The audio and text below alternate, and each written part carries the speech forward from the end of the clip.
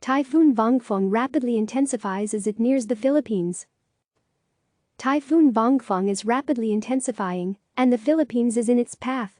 With typhoons or hurricanes, rapid intensification is an increase in maximum sustained winds of 35 miles per hour, 55 kph, in 24 hours.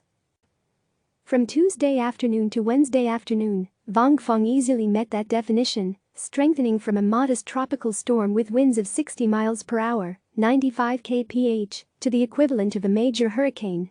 Maximum sustained winds are now up to 120 miles per hour, 195 kph, and the storm is still strengthening. This area of the world is no stranger to rapid intensification. Many storms undergo rapid intensification each year due to the extremely warm sea surface temperatures. But this is the first named storm of the season in the West Pacific. It didn't exist until Tuesday, and now it will hammer the Philippines as the equivalent of a Category 3 or 4 storm on the Saffir-Simpson scale. Vongfong's impact weather models had difficulty forecasting the intensity of Vongfong, in part because of the small size of the storm. Now that the storm has intensified so quickly, there is no doubt that it will be more than a rainmaker when it reaches the coast.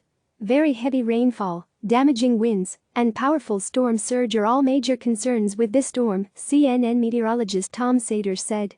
var pimparent equals new pim.parent, storm tracker Vongfong, https://x.cnn.io/project/storm-tracker-embed/vongfong.html. One silver lining with this being a small storm is that the strong typhoon strength winds only extend out about 25 kilometers from the center. While the damaging winds will only occur right along the immediate path of the storm, heavy rain will have a more widespread impact. Rainfall amounts of 100 to 250 millimeters, 4 to 10 inches, will impact vast areas of the Visayas and Bicol regions through northern Luzon. Get your local forecast and weather news from around the world. Vongfong will pass just offshore of Samar Province Thursday, before making its first landfall in the Bicol region, north of Legazpi Thursday night local time. After hitting the Bicol region, the storm will retain most of its strength and move into northeastern Luzon Friday night. There is a possibility that the center of the storm could stay just offshore, Sater said. It's not a great chance, but if the forecast shifts just 50 kilometers to the east, it would keep the worst of the winds and storm surge offshore. Slow start to the 2020 typhoon season. The West Pacific typhoon season doesn't have a defined beginning and end like the Atlantic hurricane season, as storms can form throughout the year.